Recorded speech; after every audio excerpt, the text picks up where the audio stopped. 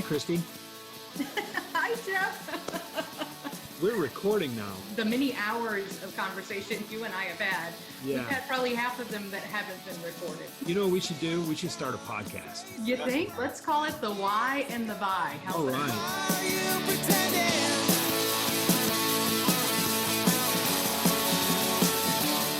All right, so let's kick it off. And we're going to talk about preparation today. Yes, we are, Christy. And I think that most salespeople fail where they fail to prepare. I think it is the biggest reason for lack of sales success. I think the hardest part of selling is doing the preparation work. And I think that if there was more focus put on it, it'd be so much easier to sell. Most people aren't willing to do the hard prep work in order to make the selling part easy. You know, I was talking about this recently. The selling part, the actual exchange of the information, that's the easiest part of the entire process. Right. And you can even tie this into the 80-20 rule, and I've done that. The Pareto principle, 80% of your profit is going to come from 20% of your customers, 80% of your revenue is going to come from 20% of your products, you know, all that. But 80% of what people are talking about is not related to why your customers are buying. 80% of the material that is on your shiny pieces of paper and your brochures and your marketing material does not correlate with why your customer buys. Right. So you spend the majority of your time reciting figures, facts, features, benefits, data that maybe only a very small portion of it actually correlates to a buying decision or a sale. And I'll take that a step further, and I'll say that at least 80% of the sale is taken care of before the sales call. What do you think? I would agree with that wholeheartedly. And I think it goes even further than that. There's what you do for the sales call or for the interaction with that particular client. And then there's what you do to prepare the rest of your life to be successful in that as well. The prep for the sale, and then there's the personal prep that you have to do to appreciate that you're moving everything forward in the right way. That's a dimension I was not expecting to go with right here, and I love it. I mean, I think you have to, you can't do one without the other. I pulled up a quote. So I just purchased this journal called the Self Journal, and it's by a company called Best Self Company, creative, right? What I liked about this journal, a couple of things, and I'm old school, right? So I still like to write things down. Now, I don't write everything down. I'm also a big OneNote proponent. So a lot of my meeting notes will go into OneNote, but I always have those in a digital form. But I love the idea of writing down things on a monthly, weekly, and daily basis. Okay. What I loved about this journal is that it took the traditional Franklin Covey approach and it turned it on its ear a little bit. It wasn't so much about writing every single thing down as much as it was about framing your day with positive psychology. Yeah. Also undated. So if you want to plan out 5 days a week, take the weekend off, you can do that. You want to plan out all 7 days, you can do that as well. And it forces you to do a weekly plan. So what are your habits? What habits are you wanting to develop on a weekly basis? And how are you going to go about that process? What are your goals for this week? What are you going to focus on, either short-term or long-term? You decide. It's all very flexible. And it's built in a 13-week program. So each journal is meant to be 13 weeks. And one of the books that I love for personal preparation is the 12-week year. And I think we've talked about this briefly before. A little bit.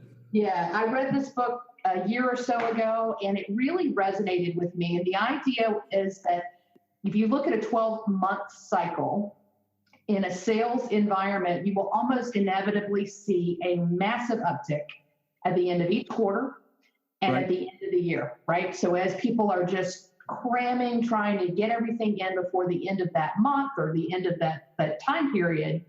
And so you end up with this wave-like graph on your sales performance. Oh, right.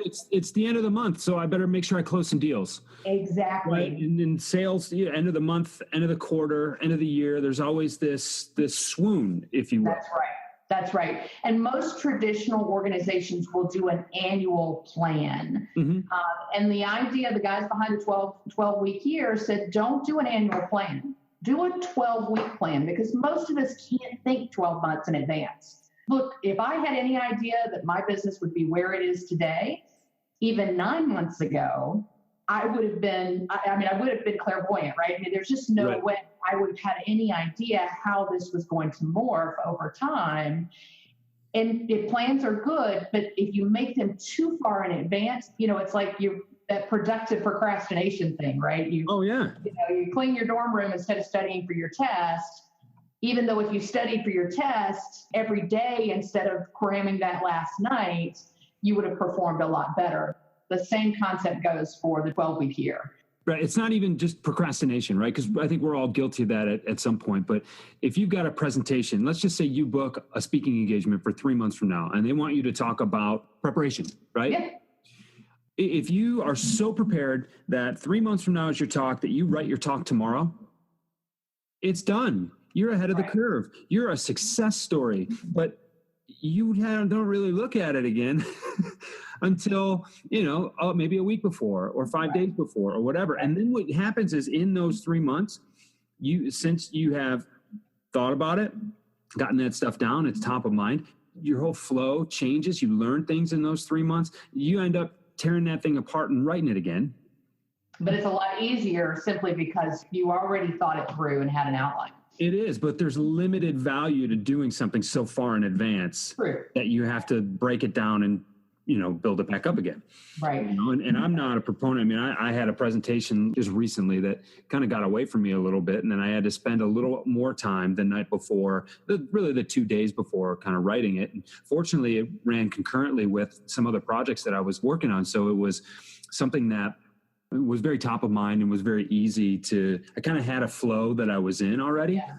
And then what was interesting, even though those 2 days that I spent writing that talk, the next day when I gave it, there was stuff that came out of that felt like it was coming out of nowhere. And I remember being aware of it at that time, and that I was just in a really good flow and I was just going.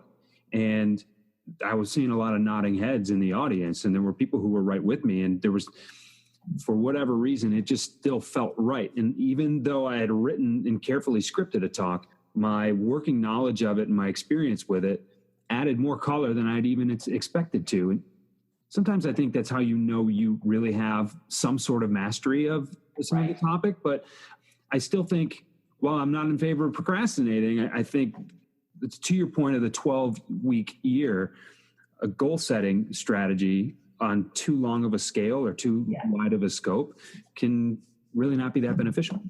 Well, and I think as salespeople, we're wired a little differently too. We need a little pressure in the system to perform effectively, right? And anyone who's worked a role where it was just a little too easy for them probably can appreciate that, because you just kind of get a little fluid, and you don't prepare for each call as much.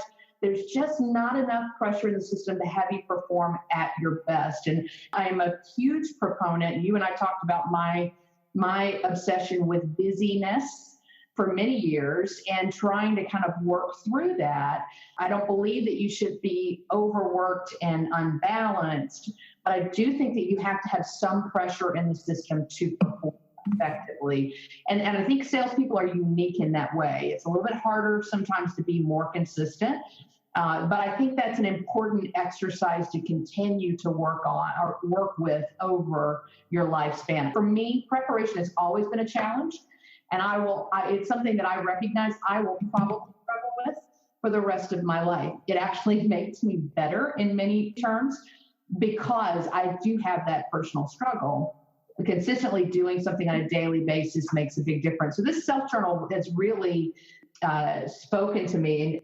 Essentially, a day looks like this. And I sit down and I write down, what am I thankful for today? As I wake up, what am I thankful for? And here are my appointments that I'm setting up. And here are like my little notes or tasks or things like that. Mm-hmm. Here are the goals I'm setting for the day. Here are the specific tasks. And what I love about this is that they don't allow you to go too far. Pick 2 or 3, not like I used to do, which is I would take the large legal pad and I'd have 500 things. Oh, yeah. These are all the things that I need to accomplish. But every day I would forward all those 500 things to the next day because I only probably accomplished 2 or 3 of them. And oh, by the way, 450 of them weren't important anyway. Right. Right. Right. Yeah. So when you only have room for 5, and I'm bad about that too, is I'll just get a little pad out and, I'm preparing. I'm making a list. This is good. And then you make a list and it's 25 things. And then by the end of the day, you get down and have you prioritized that list? You got 20 of those things done. Maybe you added 4 or 5 other things to the end of the list just so you could cross them off. But then, those 5 things that you left were the most important things that you should have done. And so productivity for productivity's sake can be counterproductive, which is kind of funny. So, your preparation then is on a weekly basis, or on almost a quarterly basis, right? So a 12-week quarter gives you that week to take a vacation, right? Yeah.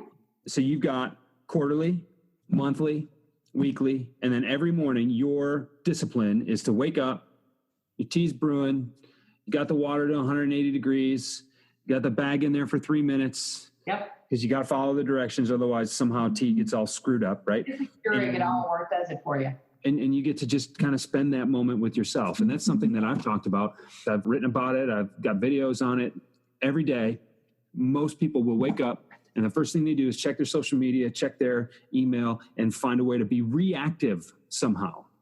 Right. Yeah, stay off of email as often as possible. There was a great book that was written years ago, and I cannot remember the individual that wrote it, but it was Never Check Email in the Morning. Yeah. And it was very interesting because it talks about how your brain gets wired, and whatever it is you do first in the morning is the thing that kind of sets the tone for your day. And if only all of our emails were positive, right? Right. Nothing that we either dropped the ball on or we needed to deal with. So you want to wreck all that preparation that you did yesterday? Check your email first thing in the morning. That's right. Check your Facebook feed first thing in the morning. I mean, it's one of the worst things you can do. Certainly. Yeah, I agree. So, I want to move on because I want to make sure that we spend some time specifically on prepping for the sales call, because I think that's super important, and especially for a lot of our audience. And I think for me, if I could nail down personal prep and what's important to me, and that positive psychology element of saying, this is what I'm thankful for this morning, and at the end of the day, these are the lessons I've learned, and this is what I'm thankful for this evening, has had a really interesting effect on my psyche just in the short period of time that I've been doing it. But I think it's consistency. It doesn't do you any good if you're not prepping consistently on a daily basis or a weekly basis. Life gets busy, things get in the way, the kids have something going on, right. But you need those moments to yourself. And it really doesn't take that long. It maybe takes me 10 minutes by the time I've got my whole day planned out, and I just feel at peace. It really makes a big difference. And it helps me focus my day, right? So consistent focus. And then finally, you have to learn to let some things go, right? And when I do attitude classes, I talk about when something bad happens to you and not having it affect your whole day, you got to own it, you got to deal with it, and then you got to move on. Just move on. And same thing goes with too many emails in your inbox, or that bad conversation you had with a friend the night before. All of those things, you need to deal with it and move on. If you have an ownership stake in whatever took place, then own it, but just let it go. And I think that's so critical to personal prep and making sure that your mind is super sharp when you get down to those individual sales calls. And personal preparation being the foundation for everything else. So I think it's important to address. I was talking about this with my wife yesterday. If you're judging your productivity by the amount of free time you had during that day, it's the wrong metric. Right. I mean, you should be working to earn the free time, not feel bad about it. Right. And we all have so much to do. That's why preparing ahead of time, part of your daily routine, part of your weekly routine could be, what am I going to prepare for today? Yeah. And making that a part so that it is ingrained, it is a discipline, because very few people are motivated to prepare. And you make that a part of your discipline, and it becomes part of that routine, and it's very, very worthwhile. And set yourself up to be successful. Yeah.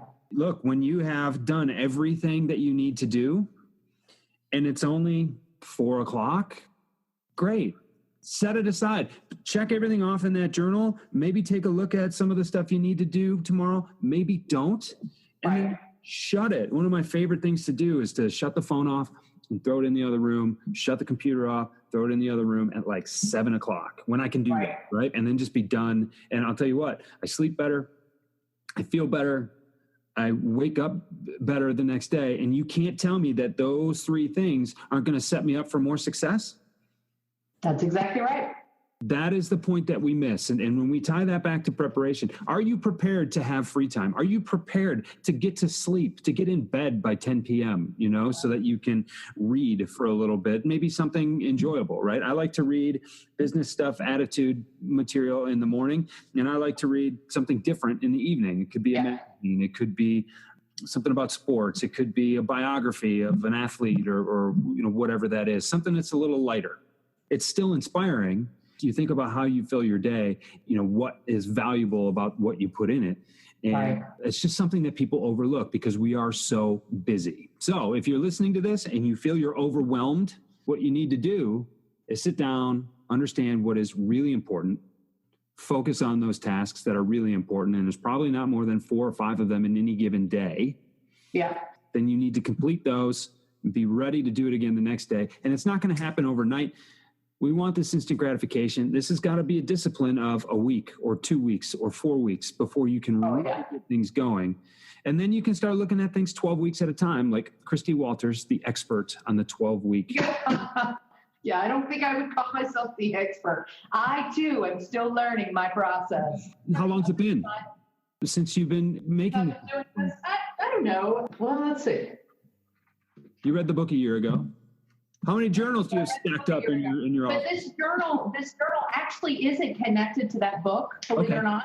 But the concepts are the same, which is why when I saw the journal, I thought it was very interesting the way that they approached their personal productivity. So I've only been using this for about 3 weeks, but it's just been interesting in how it has changed both my psyche, my positive psychology, and just those elements, because I had been thinking about journaling in general, which is a lot of what we do in our daily work, right?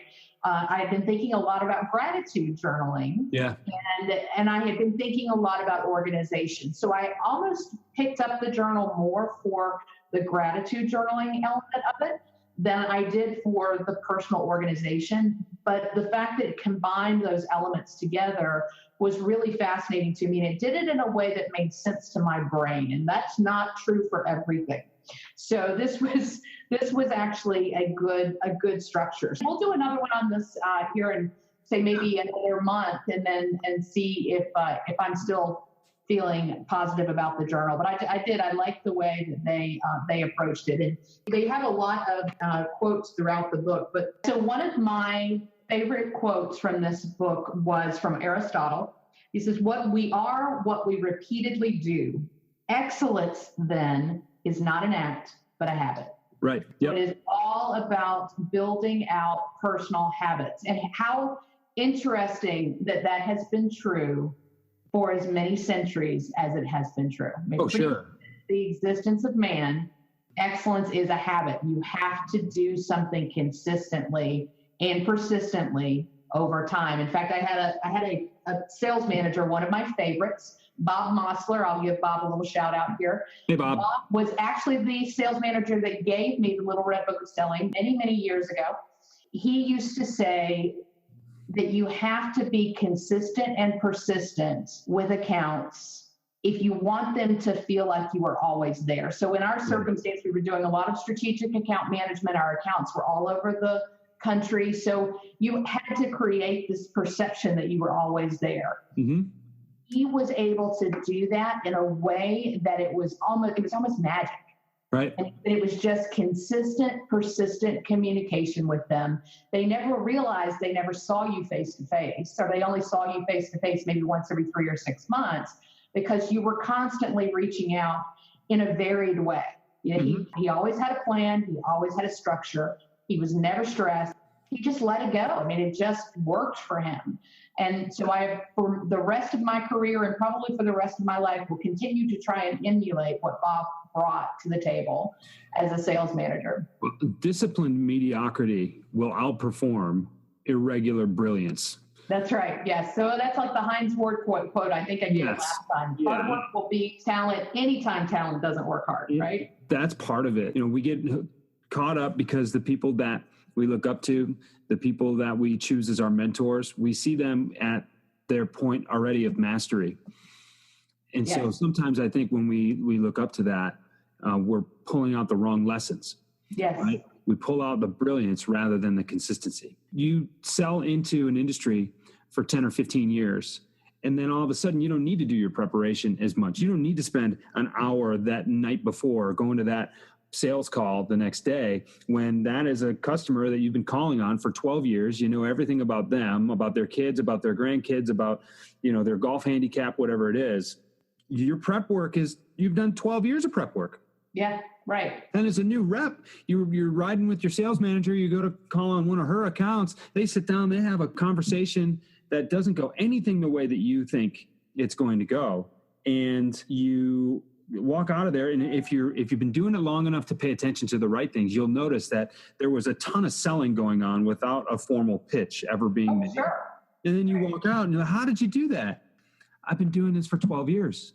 Yeah. You want to know how you can do this 12 years from now? You read this book. You listen to this podcast nowadays, right? You do your homework. You make sure that you research as much as you can. You take notes. Preparation is not just that 15 minutes before the call. It's not just the half hour the night before the call. It is, what do you do on a daily basis for the duration of your career? 10 years from now, 15 years from now, 10 weeks from now, to be ready to take advantage of an opportunity when it makes itself present. Right. And that gets down to personal development and what you subject yourself to, right? Are you thinking about those things that are going to make you better? That comes down to account preparedness and sales calls preparedness. Who am I meeting with tomorrow? What do I want to accomplish tomorrow? What do I need to walk away with tomorrow? What is the plan for the next meeting? Because the best time to schedule another meeting is when you're at the meeting you're going to. They say if you can put salt on a bird's tail, you can catch it. It doesn't have anything to do with sodium chloride and aerodynamics. Never heard that quote. You've never heard of that. Okay. Well, I have not. there you go. Where did that come from? Do you know? I don't know. I read it in a nursery rhyme or something. I have no idea where it came from, but it doesn't have anything to do with sodium and aerodynamics. It's got everything to do with, it's right there. Right. Just grab it. Being ready and being prepared for those kind of opportunities. And, that's what I think people miss. Yeah. And people confuse selling. Even professional salespeople get so caught up in the message. The message is the easy part. That is the part that how you deliver it is more important than what you're delivering.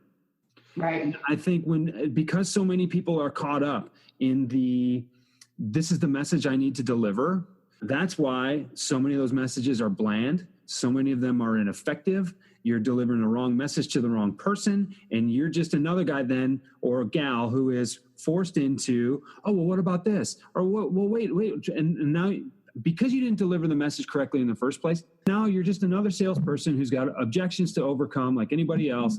You're not thinking about the right things, so you're caught following up forever, and you're frustrated. And in a business development role or even a sales executive role, you're not hitting your numbers or meeting your expectations because you're just plain not doing the right things. Right. Because of this myopic focus on the message. The message is secondary. I get a little passionate about these things. I think you should, absolutely. We have both been in sales for a very long time. And I suspect, you and I haven't had this conversation, but I can tell you that I have had experiences where I walked into a client and I regurgitated everything that was in my message reel for my product or for my company. And those sales calls didn't go so well. And then I had gone on sales calls where I sat there and asked questions and talked to my clients. And at the very end, I said, well, you told me that A, B, C, and D was important to you. And I can understand that these are the reasons why. And oh, by the way, I happen to have the most perfect product to help you deal with A, B, C, and D. Right. And those sales calls went exceptionally well. But that 80-20 rule we were talking about earlier also goes for if you're talking 80% of the time, then your client isn't talking nearly enough. Right. They need to talk more in your sales call than you do. Now, there are times where that's a little bit different. There are times where you have to pitch in the traditional sense. Sure. So almost without fail, the day-to-day sales call should be more about the client than it is about you. And if you've done your prep work and you're not nervous and you know what your questions are, then you will allow that to happen.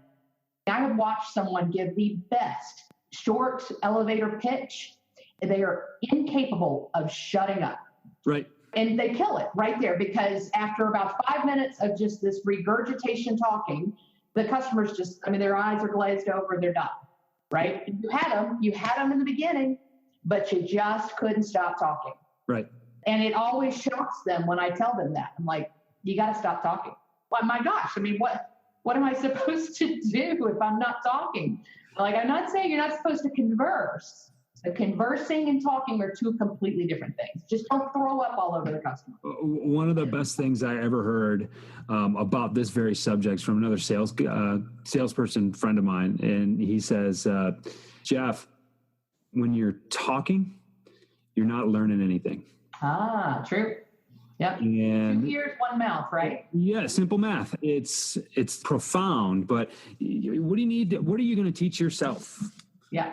Right. And you go to sales calls to learn, and you need to ask questions so you can kind of tailor what it is that you learn. And you need to have those questions prepared ahead of time so that you can know where you want to take this. That is something that gets lost in the way we think about sales, the way we think about selling, because of the way we've been subjected to sales and selling really for most of our lives. If there's a main idea that we can take away from this, or a couple of main ideas that we can take away from this episode today, is that your personal preparation is going to underlie the foundation of the entire process and the entire viability of your success.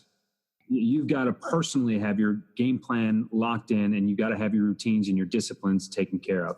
But also, as it relates to sales calls, and we haven't even gotten into some of the more defined points or some of the more individual disciplines within preparing for sales calls, and we'll do that later. But the idea that your preparation is 80% of your success.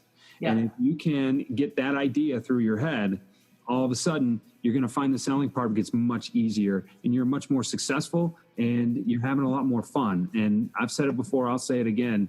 If we're not having fun doing what we do, then we're doing it wrong. Very true. So what are we going to talk about next time, Christy? Don't we have one coming up on attitude? We do, but I tell you what, I think I'd actually like to take this a little further.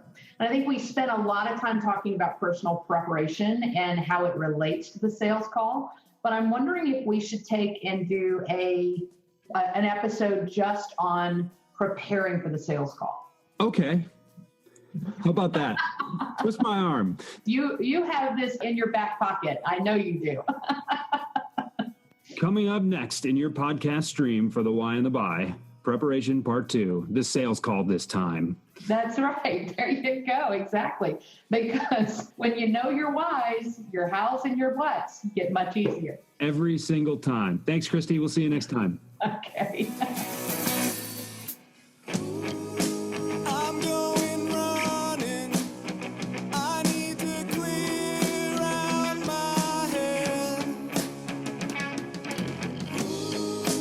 Are you coming? Thank you for joining us on this episode of the Why and the Buy podcast. If you liked us, subscribe. We can be found on iTunes, Stitcher Radio, SoundCloud, and really anywhere else you can get a podcast. And if you really liked us, then give us a 5-star review. We like those, and we like you too. Here at the Why and the Buy podcast, we've got our own house band. Christy and I think they're absolutely perfect for what we're trying to do with this podcast, and we hope you think so too. If you like them as much as we do, then you should check them out. They're called Haskins, and they're based in southeastern Michigan. You can find their music and more at haskinsmusic.com. Go check them out.